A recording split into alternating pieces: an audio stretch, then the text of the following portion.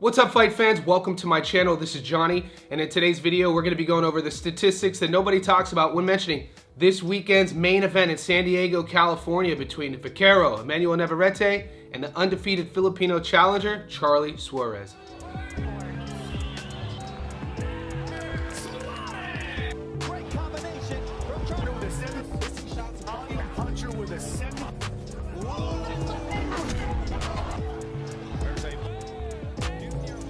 Guys, before I continue, I want to say thank you to all the new subscribers. Thank you to everybody who's been with me since day one. If you haven't already, could you please remember to hit subscribe? My YouTube analytics are telling me that close to 75% of you guys who watch my content haven't done this yet. Also, please like this video and go down to the bottom of your screen right now. Near the subscribe button, you'll see a bell notification button.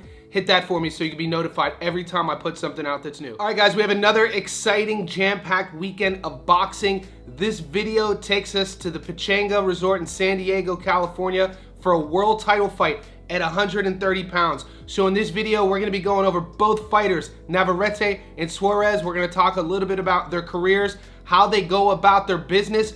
Also, stay tuned to the end of the video. We'll be going over those Las Vegas odds, and I'll be giving you my prediction on telling you where to put your money. Let's get into this. All right, guys, let's talk a little bit about the champion at 130 pounds first, Vaquero Emanuel Navarrete. When I think about his career, when I think about what he's done, even his fight style in the ring, I think about an X factor. He does everything unorthodox. I like to ask the coaches around him when he turned pro over 13 years ago. The guy's only 30.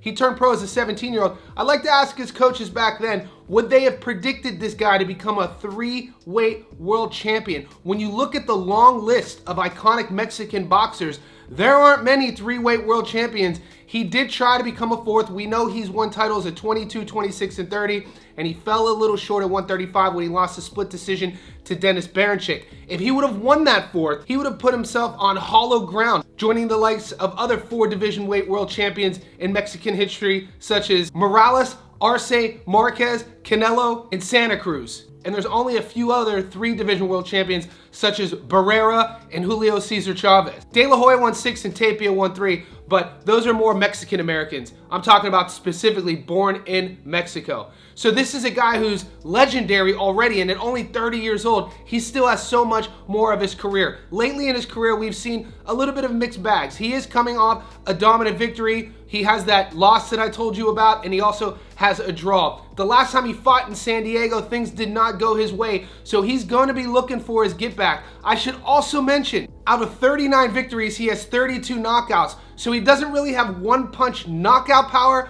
but he drowns his opponents. When he sees you struggling, he's going to drown you. This will also be his 16th world title fight. I mention all of these stats because with his opponent, Charly Suarez, you couldn't find a more contrasted matchup with these two. This guy turned pro at 30 years old. He is 36. He's undefeated with 18 victories, and he has a long storied amateur career coming from the Philippines. If you look at his resume, he shared the ring as an amateur with Vasily Lomachenko. Like I told you about Navarrete, who's an X factor with his style. He does a lot of things unorthodox. Charly Suarez is a technician. This guy's very technical with his guard, with his style, with his game plan. So when this matchup got made, it has a lot of boxing purists excited to see how this one's gonna play out. Right now, let's take a closer look at what's at stake this weekend in California. All right, guys, Mexican three-division king Emanuel Navarrete will defend his WBO Junior Lightweight World Championship against undefeated Filipino contender Charly Suarez.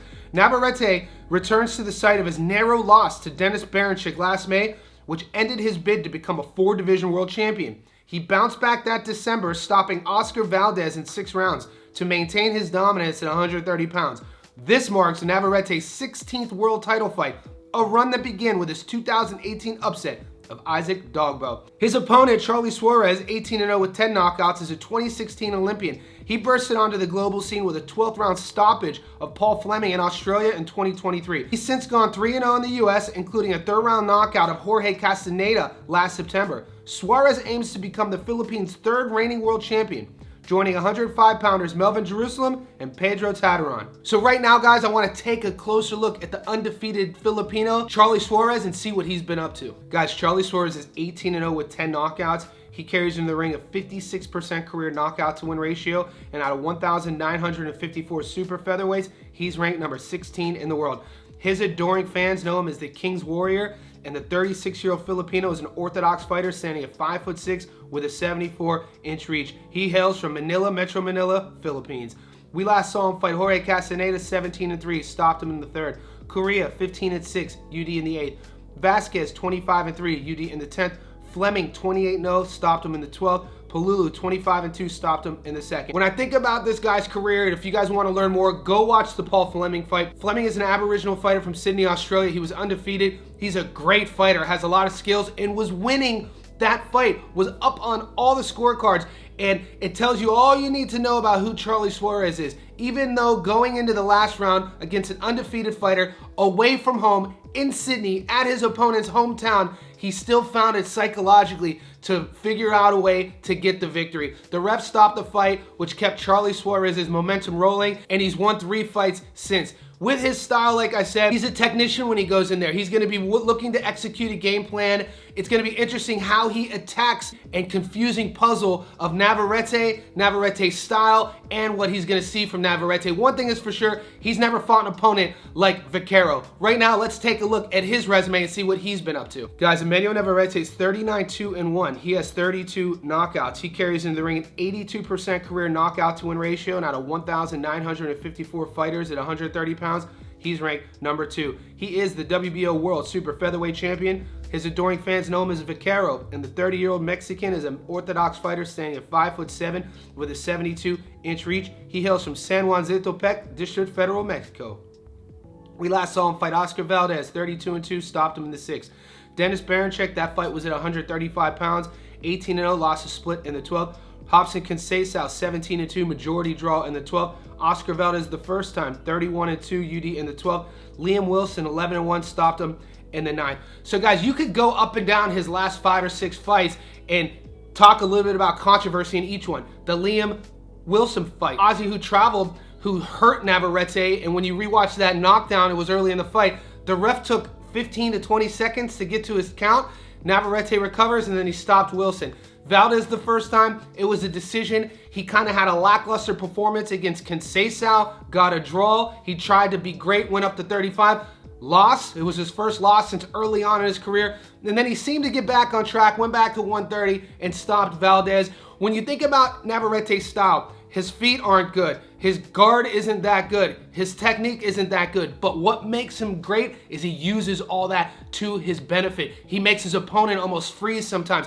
His feet will switch. He throws punches at really awkward angles. His right hand sometimes has a piston element to it, to where it comes at different angles and his opponents can't predict where it's coming from. I wouldn't say he has one punch knockout power, but 32 knockouts out of 39 wins. The dude has pop. And what happens is he's a volume puncher. So you add that unorthodox approach, you add that right hand to the game, and you add his volume, and it is a nightmare to deal with. When I look at these guys side by side, a fascinating thing about this is that you have to give all the championship pedigree, the ring experience to Navarrete. When you look at Suarez, he's undefeated. Something to think about with his high guard, with his technical approach. He has a 74-inch reach, only 5'6", so he'll have a 2-inch reach advantage. He uses that to his advantage in the pocket. He sets his jab up to set up his backhand. We'll see how Navarrete deals with that. I'm going to be paying close attention to the beginning of this fight to see how Suarez handles those first few rounds. I feel from a competitive standpoint, he should be able to take a couple of the early rounds. I fully expect this fight to go late. Before we get to my prediction, I want to take a closer look at the Las Vegas betting odds. What I also want to tell you guys is down here in Australia, my book is called Sportsbet. Also, I'm only going to give you my money line prediction. Stay tuned to the channel tomorrow. I'll be doing my prop bet, method bet, and lock of the week live stream, 11 a.m. Australia time, 6 p.m. on the West Coast of America, 9 p.m. on the East Coast. So stay tuned to the channel to get my method of victory and prop and lock bets.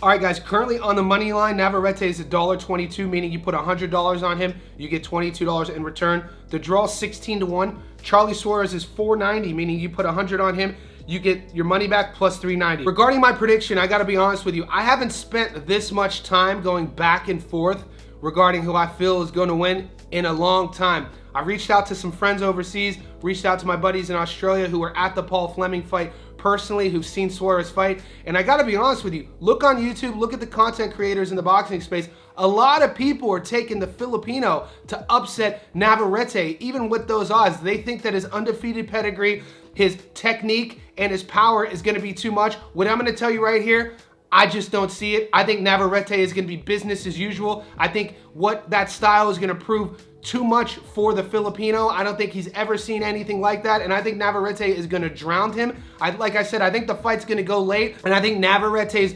swarming style, his volume punching, and the power that comes out of the right hand from unorthodox angles will be too much for the Filipino. And at 36 years old, I just don't see that body holding up over a world title fight against a monster like Navarrete. You guys don't have to agree with me in the comment section below. How do you see this one going? Mexico or the Philippines? This one's exciting. Also, guys, if you haven't seen my breakdown on the co-main event on this card, my analysis and prediction of a really exciting prospect slash contender, Raymond Morataya taking on the Russian bruiser Zor Abdullayev. Stay tuned to the channel because that's coming up right now.